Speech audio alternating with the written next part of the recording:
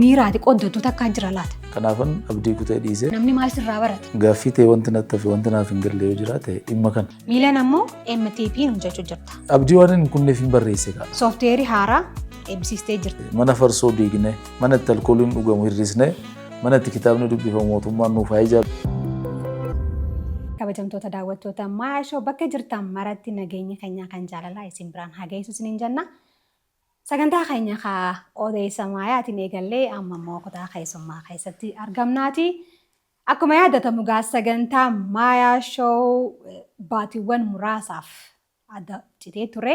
Amma immoo walitti deebinee jirra.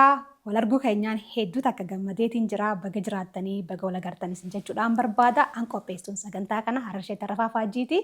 Sagantaan kun walta'iinsa maltiimiidiyaa Siinqee fi Faanaa Miidiyaa Korporeeshin waliin ta'uudhaan isiniif dhaleeffama. Sagantaa keenya haala addaatiin miidhagsinee isiniif dhaleessuuf jirraati. Itti dhiyaadhaan isiniin ja'a guyyaa seena qabeessaa kanatti barreessaa gameessaa tokko waliin as istiidiyoo maayaatti argame. Mudannoo isaa akkasumatti immoo dandeettii isaa hojiiwwan isaarraa waa barachuuf deemnaati. Hamma maayyii sagantaa keenyatti nu wajjin ta'an afeerraa hayya. Bagoo lagarre.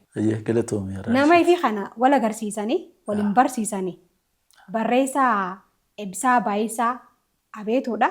Naman hedduu dinqisiifadhu. Umrii kanaan kitaabilee 56 nuuf gumaachee. Isa torbee muraasa dura eebbisiisneerraa yoo haanee the MTP theory. So baga wal agarre. Galatoomii afeerraa keessa. Si arguu kiyyaan baay'ee gammadeetiin jira. Anillee akkasuma galatoomii. Eebbisaan gaa miiltoo irraa eegaleeti hanga MTP theory. Miiltoo gaa akka malee jaallanna. An qofaa miti gaa nama hedduutu irraa haasawa. Yaaboo sanuma qoomsa godhannu. Ni dandeenya. Ilmoollee akkuma ilmoo jalqabaati jaan barreessaadha kitaabni. Namni hedduun akka malee jaallata kitaaba sana karraasaa waan dhaga'e. Maaltu adda godha? Ani amma ammaatti gaaffii ta'e wanti natti hafe wanti naaf hin galle yoo jiraate dhimma kana.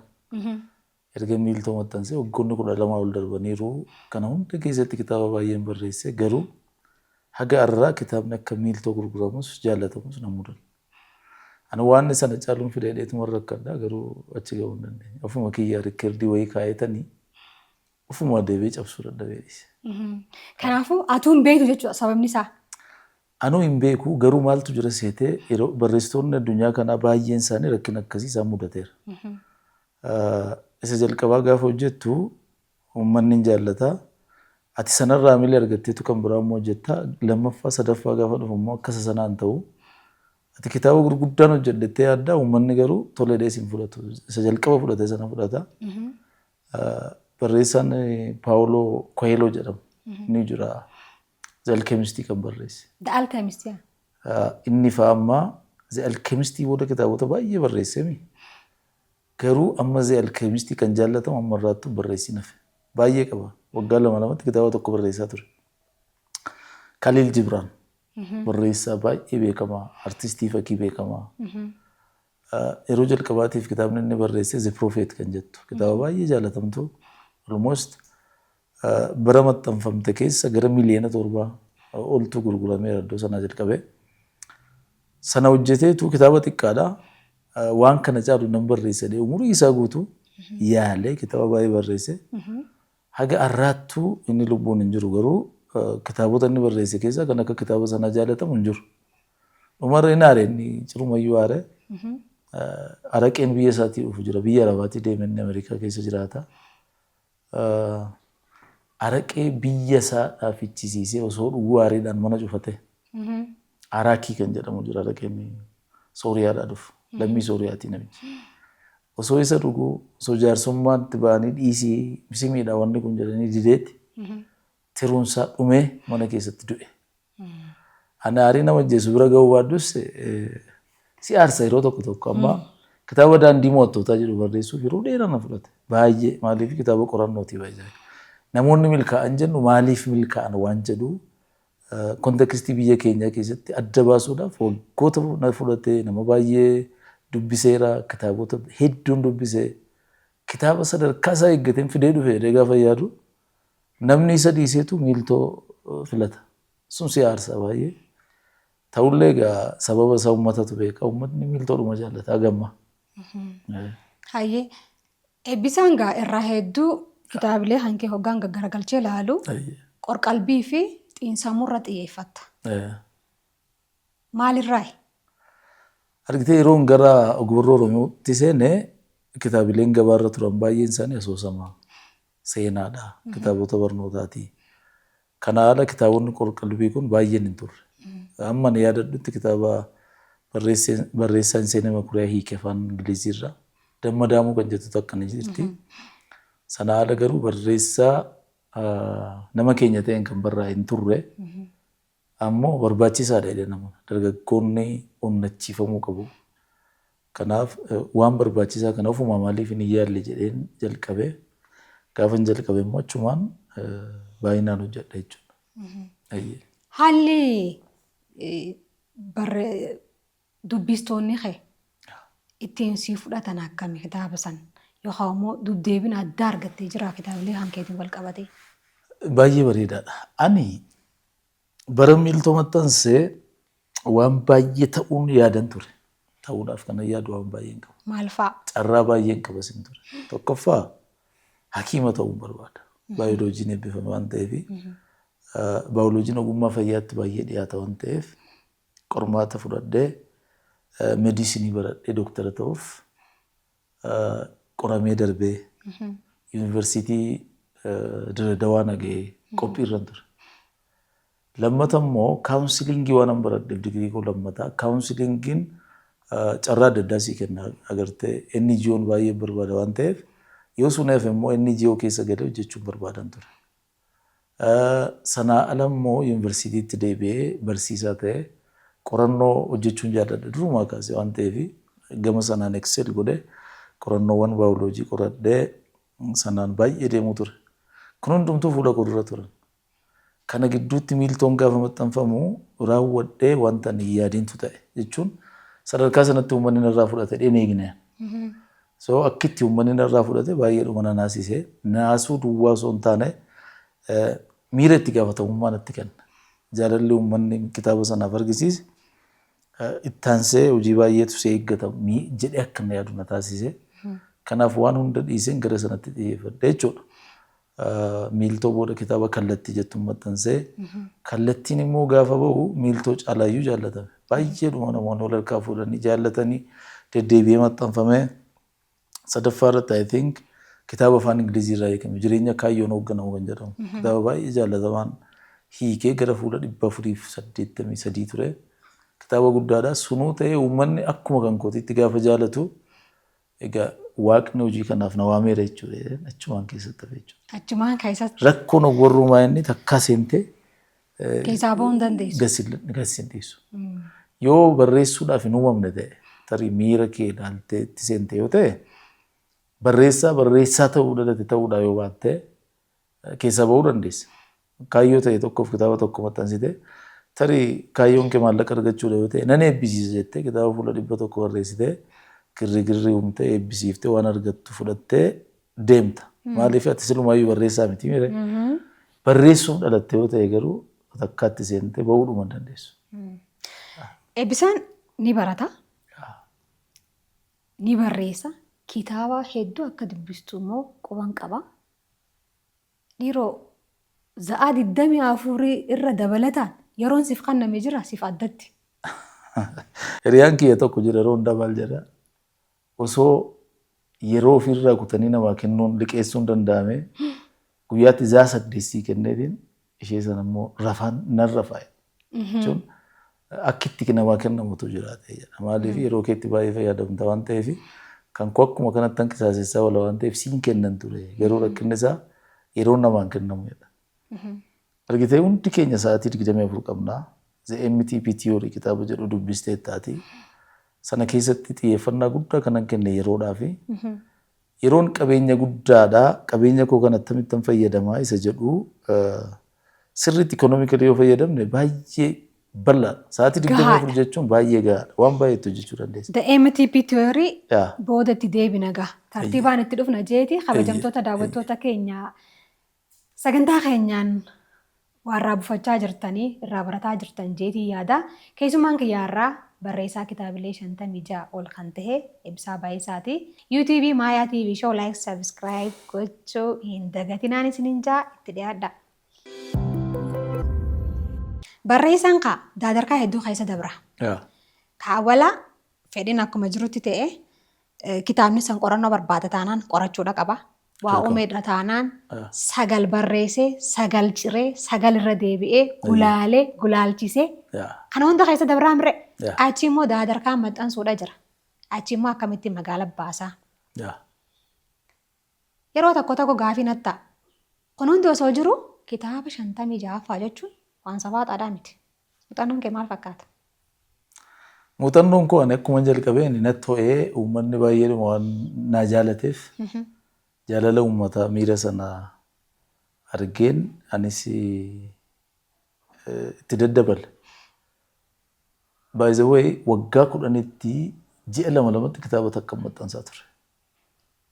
Yoo kaalkuleetii goone ji'a 2 keessatti waggoota 10f kitaaba tokko maxxansee barreessee gulaalee gulaalchisee maxxanseen gabaatti baasaa ture. Sana jechuun jireenya koo guutuun kenna jechuudha. Barreessuudhaa fi jireenya koon kenna waan ta'eef yeroo koon dabarsee kenna waan ta'eef hamma ani irratti investii godhe yeroo ilaaltu kitaabni 56 hin xiqqaata malee hin baay'atu.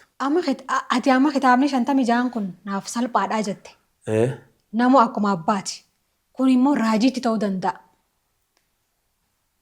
Ni maxxansiise naaf hin gurguramu qarshiin san naaf hin deebinee jaan. Kanarraayis gaafiin qaba kaan. Eebbisaan baatii 2 kitaaba tokko baasu jechuun raajiidha dhugumaanuu.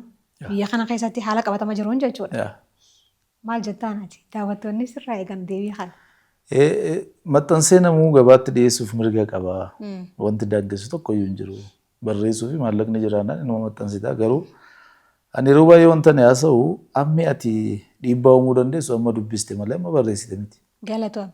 Kitaaba baay'ee barreessuun salphaadha. Kitaaba gadi bahee dhaloota jijjiiru barreessuun garuu iffartii guddaa qaba. Hundi keenya barreessuu dandeenya. Hundi keenya garuu dhiibbaa uumuu hin dandeenyu. Garaagarummaan isaa sitti ergite. Kanaaf namoonni gabaatti baasee na gurguramuu dideedhanii maaliif jedhu dhaabatanii ilaalu ture jiraata. Abbaan murtii uummata argite. Hundi keenya uummataaf dhiyeessiname. Uummanni ilaalee kan isaa ta'u keessaa filatame. Kan isa tokko ni gurgurama, kan isa tokko hin gurguramu. Sababni isaa maali jedhu abbaadhumatu of gaafachuu qaba. Maalii fi uummanni bituu didee.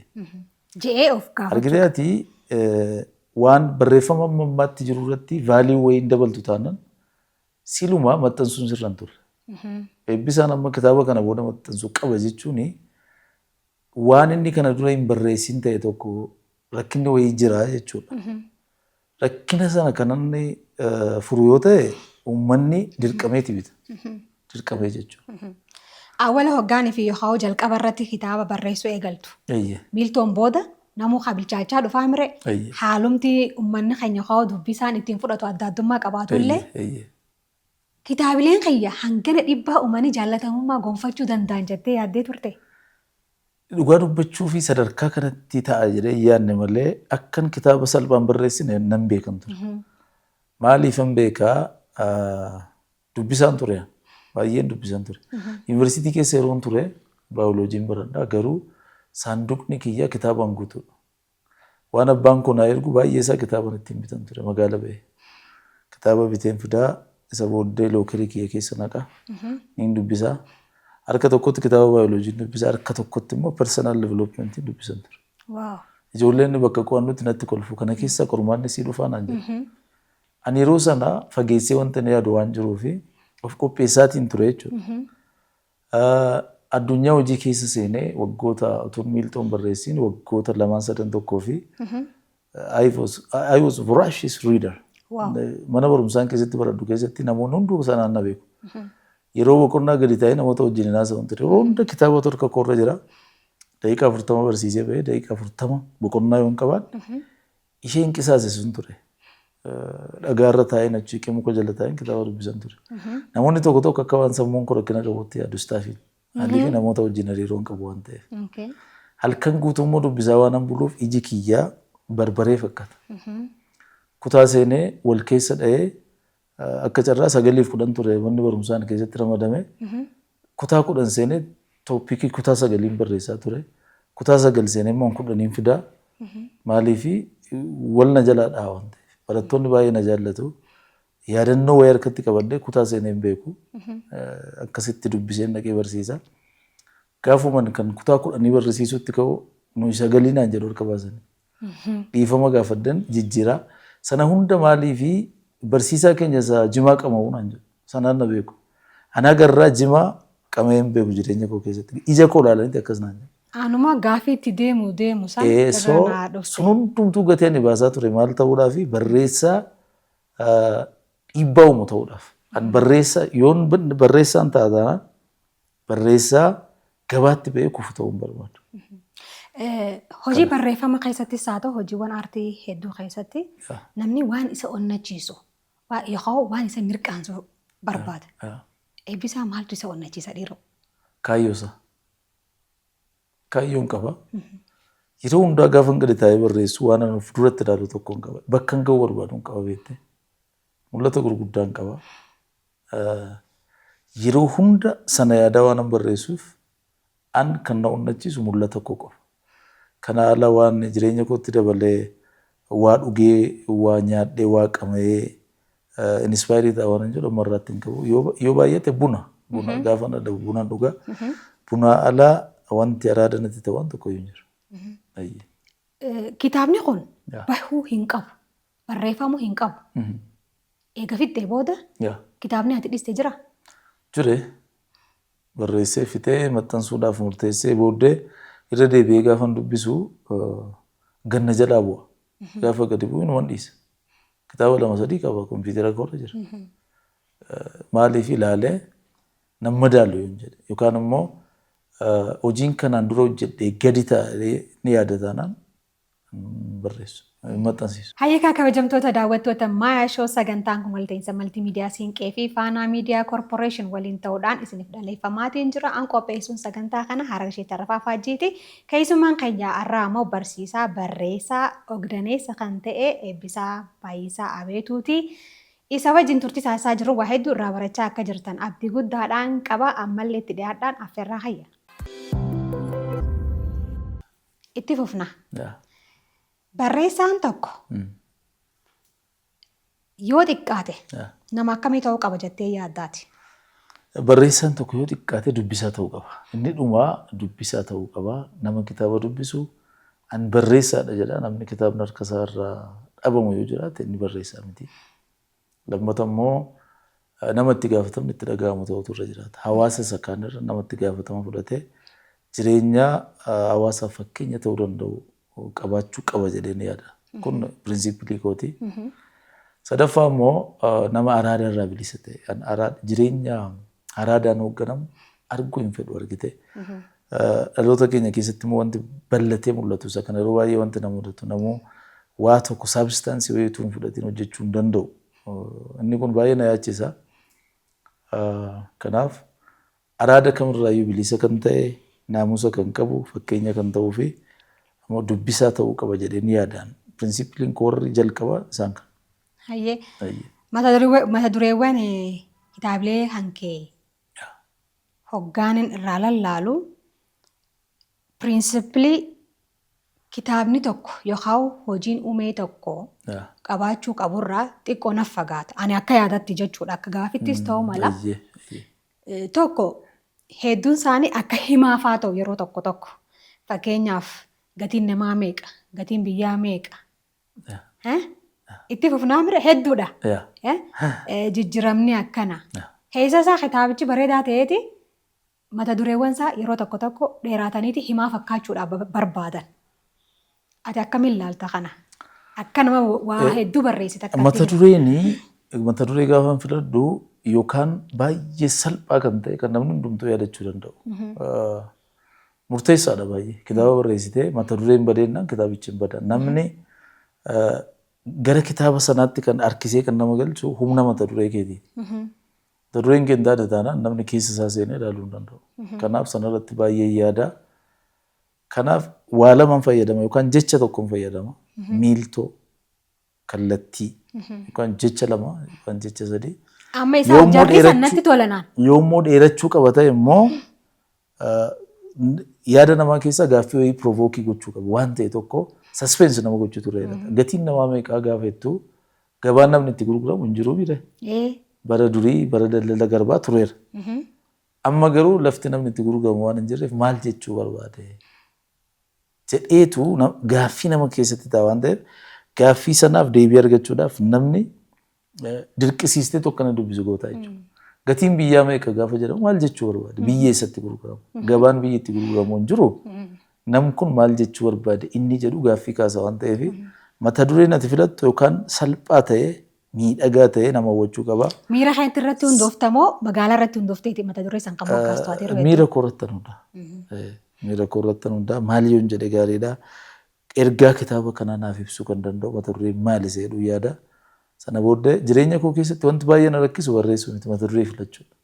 Baay'ee rakkadha. Barreessaan kamiyyuu irraa hedduun yoo irraa haasofne barreessee fixeeti mata duree kan irratti rakkataa jiranii san dhugaa jirtu. Kitaabilee hankee keessaa kan mudannoo addaa qaba jee kan hin yaaduu fi kan hin odeeffadhe illee gatiin namaa meeqa kajoosan. Kitaaba san keessatti miiraati qoddatu takka jira laata. Maal inni? Mudannoo na mudaterraa ka'een barreesse. As magaalaa Finfinnee kana naannoo tokkotti nama hojii wal beellameen dhimma hojiitii fi konkolaataa dhaabeen aduu keessa deeman ture. Aduu baay'ee nama gubu naannoo sa'aatii 8 keessa. Namaatu asfaaltii irra ciisa. Asfaaltii irra ciisa. Aduu ani keessaa baqadhu keessa immoo ciisa. Baay'ee natti dhaga'ameen irra fa'aa sosochooseetanii ka'ii maal si gargaaruu danda'an jedhe. Dhiisi na gargaartes dhiiste sani gatiin qabu naan jedhe. Tootaalee abdii kuteera jechuudha. Gargaarsi kennan fayyadu maaliif abdii kuteera. Na gargaartus dhiistus an gatiin qabu naan jedhe. So baay'ee gaddaan waanuma hin danda'u waan xinnoo kenneefiin bira darbee garuu jechi nama sanaa sammuu koo keessatti hafe. Ani gatiin qabu waan jechuun abdii kutannaa isa dhumaate waan ta'eef. Sanumarraa ka'umsa godhattee. Sanarraa ka'ee gatiin namaa meeqa namichi kun utuu gatii qabaate gatiin isaa meeqa ta'a. Addunyaa kanarraa wantoonni gatii gurguddaa baasan jiru albuudonni gurguddoon jiru.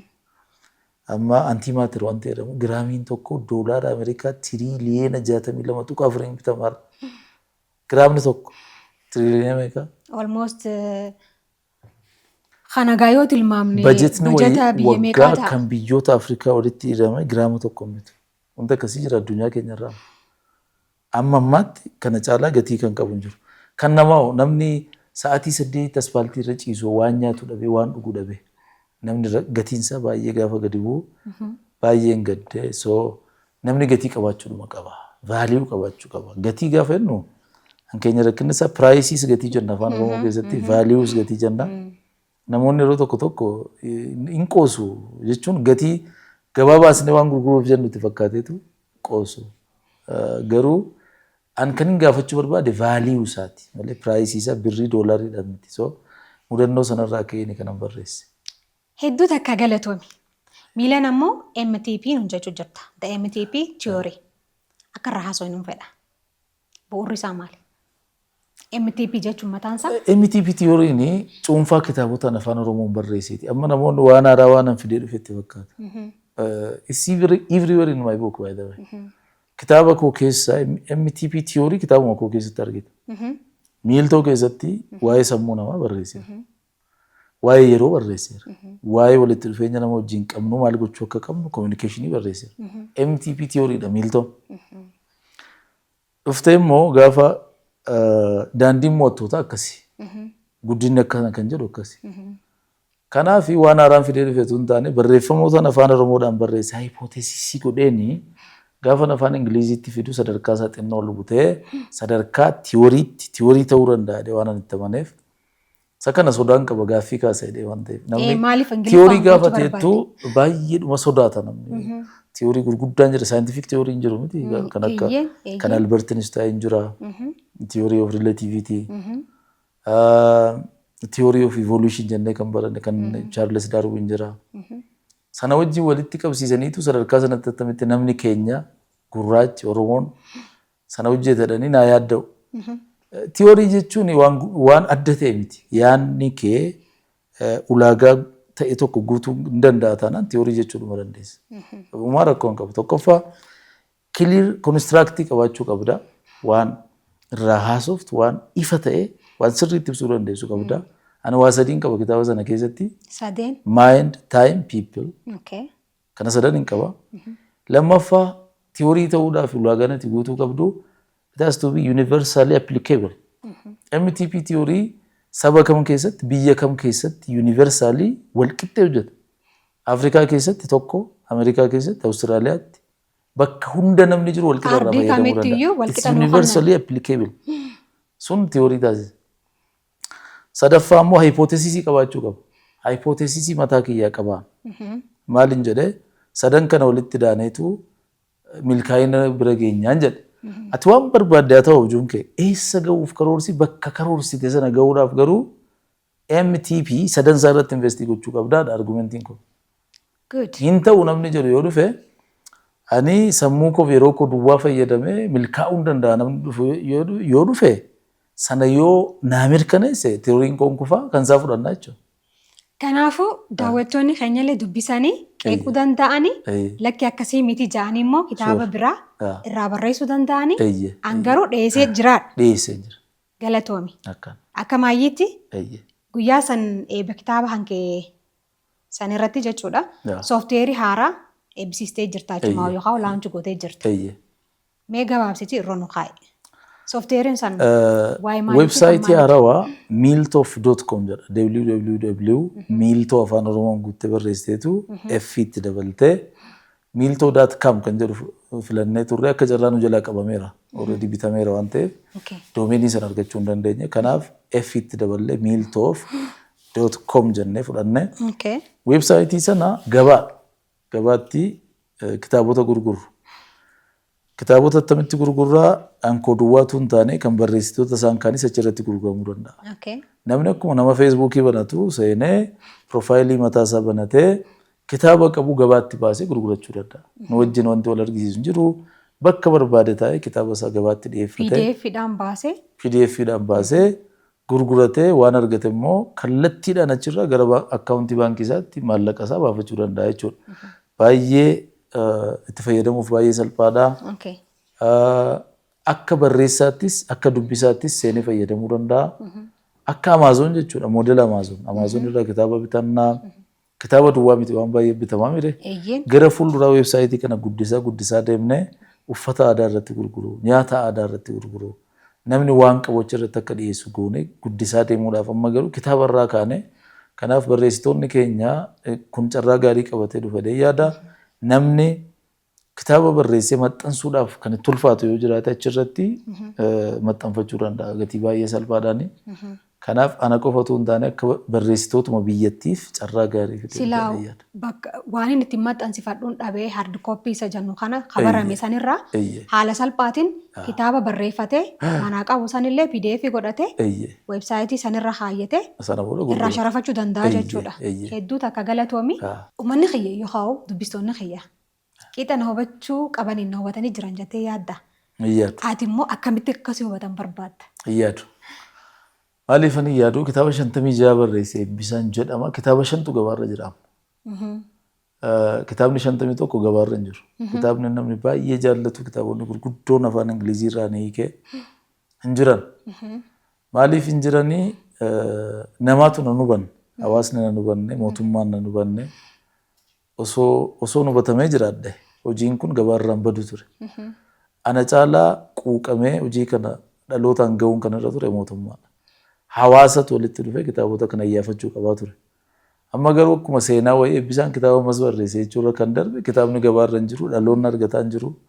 Kitaabni gaggaariin waan hin jirreef dhaloonni tiiktookii keessa dhokatee jira, feesbuukii irra jira. Sun immoo akkasuma hin gargaaru. Wanta isa gargaaru gabaarraa waan dhabeef dhaloonni waan isa hin gargaarre duukaa fiiguu jiraami. Kanaaf na hubateera dhee yaadu. Akka inni itti hubatamuu qabu jedhee yaadu sila eebbisaan barsiisaadha. Waan barsiisu waan qabu barsiisaa ta'ee waan barsiisu kana dhalootaan gahuudhaaf immoo tooftaalee inni fayyadamu keessaa inni tokko kitaabota. Kitaabonni kun immoo hawaasa keenya bira akka ga'aniif humna nama tokkooti oli. Ati haga fedhatu osoo haadha qabeenyaa taate kitaaba 56 maxxansitee uummataan gahuu hin dandeessu. Inni ulfaata waan ta'eef.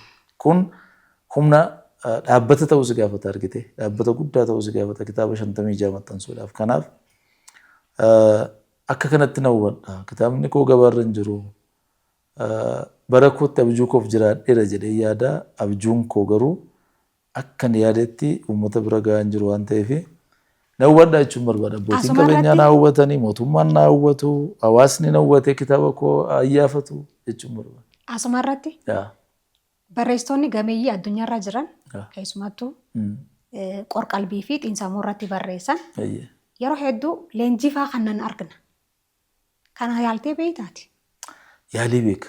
Waggaa 4 eeyyama fudhadhee training center banachuudhaaf eeyyama fudhadhee waan hundaa qophii fixee jalqabuufan ture. Garuu sababan hin beekneef agarraatti sababni isaa akkana waan hin jedhamneef gufuun na baay'ate kan hin leenjisne Buraayyuutti yaaleen ture, Finfinneetti yaaleen ture, Adaamaallee yaaleen ture. Sababan hin beekne tokkoof garuu dhorkamee ture. Kanaafan abdii kutee dhiisee malee wanta ni leenjisuu abdiin kutinaa jetta akkamitti abdii kottarree namni maal sirraa barate? Abdii waan hin kunneef hin barreesse kaa. Kanaaf ammaan booda hoo? Tireenii gochuun gaafa leenjisuun balballi isaa cufamu abdii kutuu waan hin barbaanneefan gadi taa'ee barreessee mire. Ammaan booda garuu amma MTP tiyooriin baay'ee maanuwaalii leenjiiti. Sana sadan irratti leenjisuun barbaada. Namni sammuu isaa hubachuuf itti fayyadamuu qaba. Yeroo isaa gatii yeroo isaa hubatee itti fayyadamuu qaba. Namoota naannoo isaa jiran sirriitti utilize gochuu qaba. Kana irratti immoo leenjii barbaada. Keessumaa dargaggoota irratti xiyyeeffadhee leenjisuun barbaada. Qaamni na deeggaruu danda'u yoo jiraate ani qophiidha jechuun barbaada. Hayyee hedduu takka ulfaadhu galatoomii bakka naani hanqise waan dhaammachuu barbaadde yoo jiraate carraan kan irra kaayyachuu dandeessa. Galatoomii kitaabota dubbisuun bakka sabaatti saba dubbisu haa taanu sabni dubbisu sababaan socho'u waan ta'eef saba miirri na hoogganne ta'a waan ta'eef kitaabota dubbisaa jara keenya kitaaba dubbisaan jedha. Barreessitoonni keenya waa barreessuu dura gadi teenyaa dubbisnu baay'ee barreessootu hin taane baay'ee dubbisuun nurra jiraata. Gama mootummaan immoo rabsii sadarkaa isaa eeggate akka mootummaa naannoo Oromiyaatti utuu jiraate natti tola. Mootummaan yoo xiqqaate magaalota godinaa magaalaa aanaa keessatti yoo dadhabe magaalota godinaa keessatti bakka rabsaa baay'ee babbareedaa ta'e bal'aa ta'e kan yaaddoo malee kitaaba maxxansinee keessa keenya gurgurachuu dandeenyu rabsuu dandeenyu hawaasi keenya argachuu danda'u haa ijaaru. Misoomni misooma caalu mana kitaabaa ijaaruudha jedhee yaada. Kanaaf mana farsoo diignee cufnee mana itti alkooliin dhugamu hir'isnee mana itti kitaabni dubbifamu mootummaan nuuf haa ijaaru jechuun barbaada. Dhaamsi gabaabaa qabu kana fakkaata. Affeerraa keef baay'ee galatoom. Atilleen hedduu takka galatoomii allama ganta'een siin jaa. Kabajamtoota daawwattoota Maayaa Shoo kabajuudhaan as teenyee waan ati keessa dabarteerraa waan irraa baratan sirraa baratan hoggaaniif hin jee siyaame na kabajuun waan dhufteef allama gantahii milkaa'ina kana caaluufiin si abdadha fayyaa ta'ii. Sagantaan kun walta'iinsa maltiimiidiyaa Siinqee fi Faanaa Miidiyaa Koorporeeshin waliin ta'uudhaan isiniif dhaleeffamaatiin ture. Dhaabbileen garaagaraa oomishaa fi tajaajila keessan beeksifachuun ispoonsara akka gootan gamanumaan isinitti dhaammadha. yuutuubii Maayaa TV Show ammoo like, subscribe, share gochuu hin dagatinaan isiniin ja'a.